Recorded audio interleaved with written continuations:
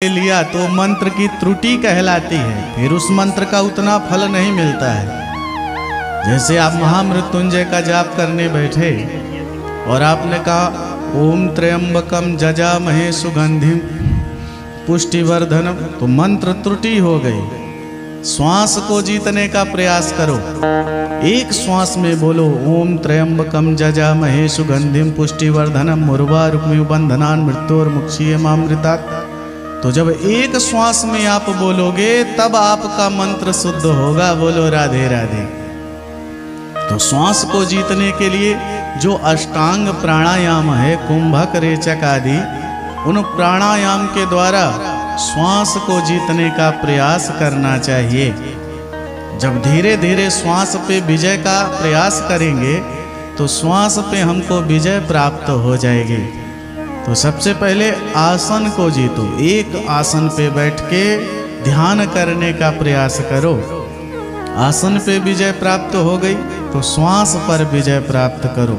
एक श्वास में ही मंत्र का पूरा जाप होना चाहिए। आसन सिद्ध हो गया, श्वास पे विजय प्राप्त कर लिया, तो तीसरा स्तर है जित संगो जितेंद्रियः। आसन सिद्ध होने के बाद, श्वास सिद्ध होने के बाद संग पर विजय प्राप्त करने का प्रयास करो। आप कितना भी आसन सिद्ध कर लीजिए, श्वास पे विजय प्राप्त कर लीजिए, लेकिन यदि आपका संग पे विजय प्राप्त नहीं है तो सब व्यर्थ हो जाएगा। संग हमेशा श्रेष्ठ जनों का करो। अपने से विद्वानों का जब संग करोगे ना तो वो आपके ज्ञान को और बढ़ाते जाएंगे। सरस्वती जी की महिमा है, अपने से छोटों के साथ रहोगे तो ज्ञान घट जाएगा, अपने से बराबर वालों के साथ रहोगे तो ज्ञान उतना ही रहेगा जितना है।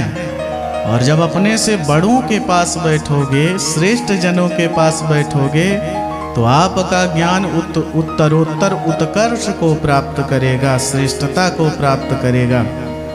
इसलिए जित संगो जितेंद्रियः, संग पर विजय प्राप्त कर लो, जितेंद्रिय बन जाओ। वाणी पे कंट्रोल रखो। आप जितना कम बोलेंगे उतना ही आपका आत्मविश्वास और अध्यात्म बढ़ेगा। बोलो राधे राधे। जो व्यक्ति अनायास ही वार्तालाप करते रहते हैं, कभी भी वो परमात्मा का ध्यान नहीं कर सकते हैं। इसलिए मौन धारण करना सीखो, उतना ही बोलो जितना बोलने की आवश्यकता हो। आवश्यकता से अधिक जो बोलता है कभी भी उसका सभ्य समाज में सम्मान नहीं होता है। बोलो राधे राधे। देखो छोटा बच्चा होता है, पानी नहीं बोल पाता तो केवल पा बोलता है, और माँ समझ जाती है कि इसको प्यास लगी है, पानी देती है। तो उसी प्रकार आप भी जीवन में अनुकरण करो। यदि पा बोलने से काम चल जाए तो पानी भी मत बोलो, कम से कम बोलने का प्रयास करो। एक फिलॉसफर ने बहुत अच्छी बात कही है कि भगवान ने जब ये शरीर बनाया तो जीभ में हड्डी नहीं दिया। जीभ में हड्डी नहीं है, लेकिन ये जीभ कईयों की हड्डी तुड़ाने की क्षमता रखती है महाराज। इसलिए वाणी के स्वर संभाल लो, बस हो गया भजन। बहुत भजन करने की जरूरत नहीं। जिस दिन हमारी वाणी के स्वर सुधर जाएंगे ना, जिस दिन निंदा करना हम बंद कर देंगे, दूसरे की निंदा कर सुनना बंद कर देंगे, किसी से नहीं मन मिल रहा है तो मौन धारण कर लेंगे, जब प्रेमी मिले तो उससे ज्ञान की बात पूछ लेंगे, उसी दिन परमात्मा हमारे ऊपर प्रसन्न हो जाएंगे। बोलो राधे राधे।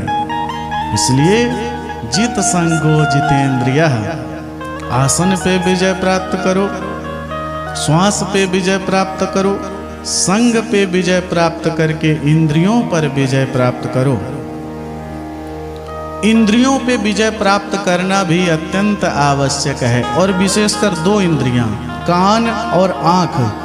जो अपने कान और आंख पर विजय प्राप्त कर लिया तो उसकी सभी इंद्रियां उसके बस में हो सकती हैं। प्रायः दुर्भावना प्रवेश करने के यही दो मार्ग हैं, कान से आप किसी की निंदा सुनोगे, कान से किसी की बुराई सुनोगे, गंदे गीत सुनोगे तो आपके अंदर भी दुर्भावना आएगी।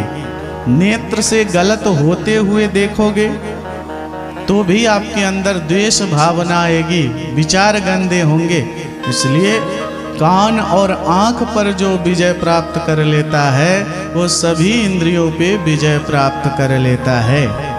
तो इन सब को करने के बाद इंद्रियों पर ऐसा लगाम लगा के रखो कि इंद्रियां वह काम करें जो आप चाहते हैं, नेत्र वो देखें जो आप देखना चाहते हैं, नेत्र वो ना देखें जो नेत्र देखना चाहते हैं, कान वो सुने जो हम सुनना चाहते हैं, कान वो ना सुने जो कान सुनना चाहते हैं। तो देखना ये इंद्रियों के घोड़े हैं, इन पे जो संयम रख लेगा वो